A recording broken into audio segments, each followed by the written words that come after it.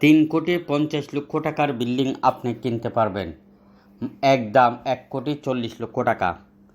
বিস্তারিত ভিডিও দেখেন এবং বিল্ডিংটি খুবই লাক্সারিয়াস মানের, নিজে থাকার জন্য ভালো মানের ফাউন্ডেশন, খুবই সুন্দর, জমির পরিমাণ 4 শতক থেকেও একটু বেশি, মানে 2 ঘন্টা থেকে একটু বেশি।